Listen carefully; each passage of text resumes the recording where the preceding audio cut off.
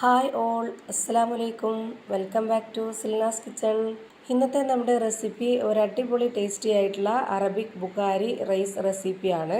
Chicken വെച്ചിട്ടാണ് ഇന്നത്തെ ഈ ഒരു ബുഖാരി റൈസ് റെസിപ്പി തയ്യാറാക്കിയെടുത്തിട്ടുള്ളത്. ചിക്കനിൽ മാത്രമല്ല, മട്ടനോ ബീഫോ ഏതായിരുന്നാലും ഇതേപോലെ തന്നെ ഉണ്ടാക്കിയെടുക്കാവുന്നതാണ്. ഈ ഒരു പെരുന്നാളിന് നമുക്കൊരു വെറൈറ്റിക്ക് വേണ്ടി ഉണ്ടാക്കിയെടുക്കാൻ പറ്റിയ നല്ലൊരു കിടിലൻ ഐറ്റമാണ്. ഭയങ്കര ടേസ്റ്റി ആയിട്ടുള്ള വളരെ സിമ്പിൾ ആയിട്ടുള്ള ഒരു റെസിപ്പിയാണ്. അപ്പോൾ നമ്മുടെ വീഡിയോയിലോട്ട് കിടക്കുന്നതിന് മുമ്പായി സിൽനാസ് കിച്ചൺ ചാനൽ ആദ്യമായിട്ട് കാണുന്നവരാണെങ്കിൽ പ്ലീസ് ഒന്ന് സബ്സ്ക്രൈബ് ചെയ്തേക്കണേ. ഒപ്പം തന്നെ ഈ വീഡിയോസ് നിങ്ങൾക്ക് ഇഷ്ടപ്പെടുകയാണെങ്കിൽ ഒരു ലൈക്ക് ചെയ്യാനും മറക്കരുത്. ഇനി നമുക്ക് റെസിപ്പിയിലോട്ട് കിടക്കാം. ഇത് തയ്യാറാക്കാനായി ആദ്യം തന്നെ ഞാനിവിടെ ഇതുപോലൊരു പാത്രം വെച്ച് കൊടുത്തിട്ടുണ്ട്. എന്നിട്ട് ഫ്ലെയിം ഓൺ ആക്കി കൊടുത്തതിന് ശേഷം ഒരു 1/2 കപ്പ് അളവിൽ ഓയിലാണ് ഒഴിച്ചു കൊടുക്കുന്നത്.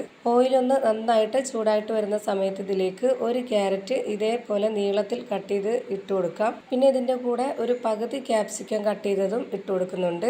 ക്യാപ്സിക്കം നിർബന്ധമൊന്നുമില്ല, ഒന്ന് കളറായിട്ടിരിക്കട്ടെ എന്ന് കരുതിയിട്ട് മാത്രം ഈ ഒരു ക്യാപ്സിക്കം ഇട്ട് കൊടുത്തതാണ്.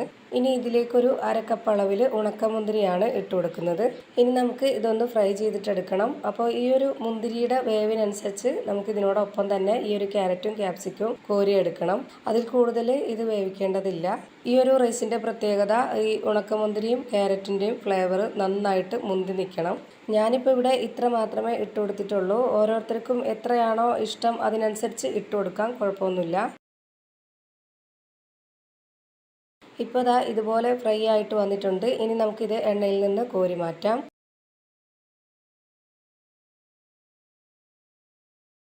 ഞാനിപ്പോൾ ഇതിൽ നിന്നും മുഴുവനായിട്ടും കോരി മാറ്റിയിട്ടുണ്ട്. ഇനി നമുക്ക് ഈ ഒരു എണ്ണയിലേക്ക് ഇട്ട് കൊടുക്കേണ്ടത് ഒരു 3/4 സ്പൂൺ അളവിൽ പെരിഞ്ജീരകം, 3 പട്ട, കുറച്ച് ഗ്രാമ്പു, ഒരു 4 ഏലക്ക, ഒരു 1/4 സ്പൂൺ അളവിൽ ചെറിയ ജീരകം, 1/4 സ്പൂൺ അളവിൽ കുരുമുളക്, പിന്നെ 2 ബേ ലീഫ്, 3 ഉണക്കനാരങ്ങ, ഒരു 2 ചിക്കൻ സ്റ്റോക്ക്. ഈ ഒരു 2 ചിക്കൻ സ്റ്റോക്ക് മുഴുവനായിട്ടും ഇതിലേക്ക് ഇട്ട് കൊടുക്കുന്നില്ല, ഇതിൽ നിന്ന് പകുതി എടുത്ത് മാറ്റുന്നുണ്ട്. ഇത്രയും മതി, ഈ ഒരു പകുതി മാറ്റി വെച്ചേക്കാം. ഇനി ഇത് മുഴുവനായിട്ടും ഈ ഒരു എണ്ണയിലേക്ക് ഇട്ട് കൊടുക്കാം. ഈ ഒരു ബുഖാരി റൈസ് റെസിപ്പിക്ക് ഉണക്കനാരങ്ങയുടെ ഫ്ലേവർ മുന്തി നിൽക്കണം, അതുകൊണ്ടാണ് 3 എണ്ണം ഇട്ട് കൊടുത്തിട്ടുള്ളത്. അതുപോലെ തന്നെ ഈ ഒരു റെസിപ്പിക്ക് തക്കാളിയുടെ ആ ഒരു ടേസ്റ്റും മുന്തി നിൽക്കണം, അതാണ് ഈ ഒരു അറബിക് ബുഖാരി റൈസിൻ്റെ പ്രത്യേകത. അപ്പോൾ അതിനായിട്ട് ഞാനിവിടെ ചെറിയൊരു മിക്സിയുടെ ജാറിലേക്ക് ഒരു 3 തക്കാളി നന്നായിട്ട് അരച്ചെടുത്തിട്ടുള്ളതാണ് ഇതിലേക്ക് ഒഴിച്ചു കൊടുത്തത്.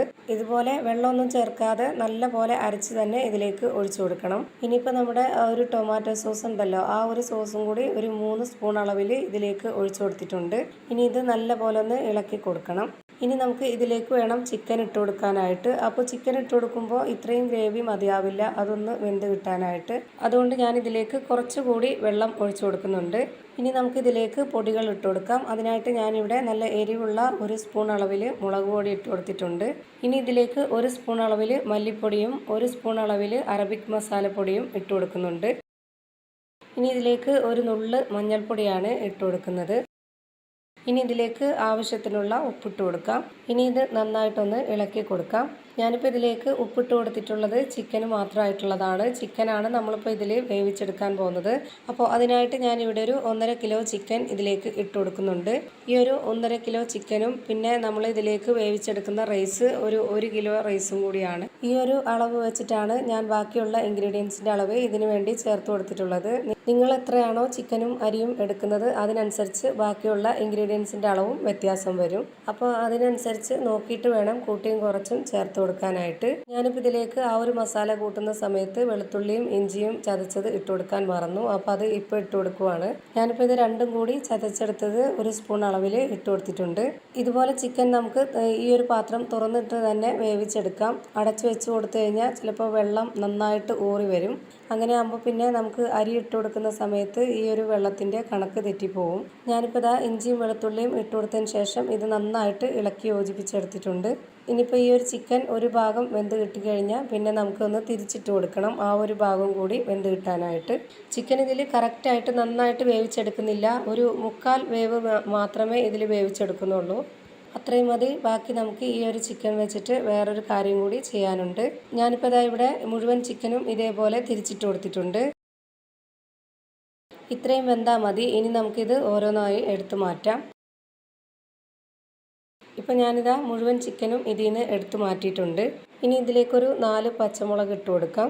പിന്നെ നമ്മൾ നേരത്തെ ഫ്രൈ ചെയ്ത് മാറ്റി വെച്ചിരുന്ന ആ ഒരു ക്യാരറ്റ്, ക്യാപ്സിക്കം, മുന്തിരി അതും കൂടെ ഇതിലേക്ക് ഇട്ട് കൊടുക്കാം.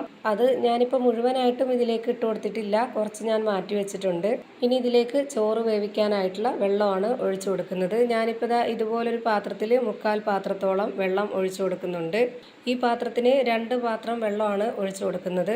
2 പാത്രം വെള്ളവും ഞാൻ ഇതുപോലെ 1/4 ഭാഗത്തോളമാണ് എടുത്ത് ഒഴിച്ചു കൊടുക്കുന്നത്. കാരണം നമ്മളതിൽ ചിക്കൻ വേവിച്ച ആ ഒരു ഗ്രേവി ഉള്ളതുകൊണ്ടാണ് ആ ഒരു കണക്കനുസരിച്ച് 1/4 ഭാഗത്തോളം വെള്ളം ഒഴിച്ചു കൊടുത്തിട്ടുള്ളത്. ഇനി ഇതിലേക്ക് ആവശ്യത്തിനുള്ള ഉപ്പിട്ട് കൊടുക്കാം. നേരത്തെ ചിക്കൻ വേവിക്കാനായിട്ട് കുറച്ച് ഉപ്പിട്ട് കൊടുത്തിട്ടുണ്ടായിരുന്നു. അപ്പോൾ അതിനനുസരിച്ച് നമ്മൾ നോക്കിയിട്ട് വേണം പിന്നീട് ഉപ്പ് ചേർത്ത് കൊടുക്കാനായിട്ട്. ഇനിയിപ്പോൾ ഇതൊന്ന് ഈ ഒരു വെള്ളം തിളച്ച് വരാനായിട്ട് ഇതൊന്ന് അടച്ചു വെച്ച് കൊടുക്കാം. ഇപ്പോൾ ഇതാ വെള്ളം നല്ല പോലെ തിളച്ച് വന്നിട്ടുണ്ട്. ഇനി നമുക്ക് ഇതിലേക്ക് അരി ഇട്ട് കൊടുക്കണം. ഞാനിപ്പോൾ ഇവിടെ ഇതിലേക്ക് ഇട്ട് കൊടുക്കുന്നത് സെല്ല റൈസ് ആണ്. അത് നല്ല പോലെ കഴുകിയതിന് ശേഷം കുതിർത്ത് വെച്ചിരുന്ന് വെള്ളമെല്ലാം ഊറ്റിക്കളഞ്ഞിട്ട് എടുത്തതാണ്. വലിയ അരിയിൽ തന്നെ ചെയ്തെടുക്കുമ്പോഴാണ് നല്ല ടേസ്റ്റ്. ഈ ഒരു റൈസ് വലിയ അരിയിൽ തന്നെയാണ് ചെയ്തെടുക്കുന്നത്. ആ ഒരു വെള്ളം ഒഴിച്ചു കൊടുത്ത അതേ പാത്രത്തിൽ തന്നെ ഒരു പാത്രം നിറയെ റൈസാണ് ഞാനിപ്പോൾ ഇതിലേക്ക് ഇട്ട് കൊടുത്തിട്ടുള്ളത്. 1 കിലോ അരിയാണ് ഞാനിപ്പോൾ ഇതിലേക്ക് എടുത്തിട്ടുള്ളത്. ഇനി ഇത് നന്നായിട്ടൊന്ന് ഇളക്കി കൊടുക്കാം. എന്നിട്ടിത് വേവാനായിട്ട് ഇതൊന്ന് അടച്ചു വെച്ച് വേവിച്ചെടുക്കാം. ആ ഒരു സമയം കൊണ്ട് നമുക്ക് ഒരു കാര്യം കൂടി ചെയ്യാനുണ്ട്. അപ്പോൾ അതിനായിട്ട് ഞാനിവിടെ ഒരു പ്ലേറ്റിലേക്ക് ഇതേപോലൊരു സ്പൂൺ അളവിൽ 2 സ്പൂണോളം അറബിക് മസാലപ്പൊടിയും 1.5 സ്പൂണോളം മുളക് പൊടിയും 1/4 സ്പൂൺ മഞ്ഞൾപ്പൊടിയും 1 സ്പൂൺ അളവിൽ മല്ലിപ്പൊടിയും ഒരു നുള്ള് ഉപ്പും. ഈ ഒരു മസാല കുറച്ച് കളറായിട്ടിരിക്കാൻ വേണ്ടിയിട്ട് റെഡ് ഫുഡ് കളർ ഇട്ട് കൊടുക്കുന്നുണ്ട്, ഒരു നുള്ള്. പിന്നെ അതുപോലെ നമ്മൾ നേരത്തെ മാറ്റി വെച്ചിട്ടുള്ള ആ ഒരു പകുതി ചിക്കൻ സ്റ്റോക്കും കൂടി ഇതിലേക്ക് പൊടിച്ചിട്ട് കൊടുക്കുന്നുണ്ട്. ഇനി ഇതിലേക്ക് കുറച്ചായി വെള്ളം ഒഴിച്ചു കൊടുത്തതിന് ശേഷം ഇത് നന്നായിട്ടൊന്ന് മിക്സ് ചെയ്തിട്ടെടുക്കാം. ഇതുപോലെ ഈ ഒരു മസാല റെഡിയാക്കി എടുക്കുമ്പോൾ ഒരുപാടങ്ങ് കട്ടിയാവാതെ കുറച്ചൊന്ന് ലൂസായിട്ട് ഈ ഒരു പരുവത്തിലാണ് ഞാനിത് റെഡിയാക്കി എടുക്കുന്നത്. ഞാനിപ്പോൾ ഈ ഒരു പരുവത്തിൽ റെഡിയാക്കി എടുത്തിട്ടുണ്ട്. ഇനി ഇതിലേക്ക് നമ്മൾ നേരത്തെ വേവിച്ച് മാറ്റി വെച്ചിട്ടുള്ള ആ ഒരു ചിക്കൻ വെച്ച് കൊടുത്തിട്ട് ഇതുപോലെ നന്നായിട്ടൊന്ന് ഈ ഒരു മസാല മുഴുവനായിട്ടും തേച്ച് പിടിപ്പിക്കാം. ഞാനിപ്പോൾ ഇതിൽ നല്ല പോലെ മസാല തേച്ച് പിടിപ്പിച്ചിട്ടുണ്ട്. അതേപോലെ തന്നെ മുഴുവൻ ചിക്കനിലും മസാല തേച്ച് പിടിപ്പിച്ച് വെച്ചിട്ടുണ്ട്. ഇനി നമുക്ക് വേവിക്കാനായിട്ട് വെച്ചിരുന്ന ആ ഒരു ചോറ് വെന്ത് കിട്ടിയോന്ന് നോക്കാം. ഇപ്പോൾ വെള്ളമൊക്കെ വറ്റി കറക്റ്റ് ഒരു പരുവത്തിന് വെന്ത് കിട്ടിയിട്ടുണ്ട്. ഇനി നമുക്കിതിൻ്റെ ഫ്ലെയിം ഓഫ് ചെയ്ത് കൊടുക്കാം. ഇനി അടുത്തതായിട്ട് ഞാനിവിടെ മസാല തേച്ച് വെച്ചിരുന്ന ആ ഒരു ചിക്കൻ ഒന്ന് ഫ്രൈ ചെയ്തെടുക്കാൻ വേണ്ടിയിട്ട് ഒരു പാനിൽ കുറച്ച് എണ്ണ ഒഴിച്ചു കൊടുത്തിട്ടുണ്ട്. ഒരുപാട് എണ്ണയൊന്നും ഒഴിച്ചു കൊടുക്കേണ്ടതില്ല, ചെറുതായിട്ടൊന്ന് ഫ്രൈ ചെയ്തെടുത്താൽ മതി. വെന്ത ചിക്കനാണ്. അപ്പോൾ അതുകൊണ്ട് തന്നെ ഞാനിപ്പോൾ ഇതിൽ കൊള്ളുന്ന അത്രയും ചിക്കൻ ഇട്ട് കൊടുത്തതിന് ശേഷം ഇതിന് മുകളിലേക്ക് കുറച്ച് ടൊമാറ്റോ സോസും കൂടി ഒഴിച്ചു കൊടുക്കുന്നുണ്ട്. ഇനിയിപ്പോൾ ഈ ഒരു ചിക്കൻ ഒരു സൈഡ് വെന്ത് കിട്ടിയിട്ടുണ്ട്. ഇതൊന്ന് തിരിച്ചിട്ട് കൊടുക്കാം. ഇനി ഈ ഒരു സൈഡും കൂടെ ഒന്ന് ഫ്രൈ ആയിട്ട് വരട്ടെ. ഇപ്പോൾ ഇതിൻ്റെ 2 സൈഡും ഫ്രൈ ആയിട്ട് കിട്ടിയിട്ടുണ്ട്. ഇനി നമുക്കിത് എണ്ണയിൽ നിന്ന് കോരി മാറ്റാം.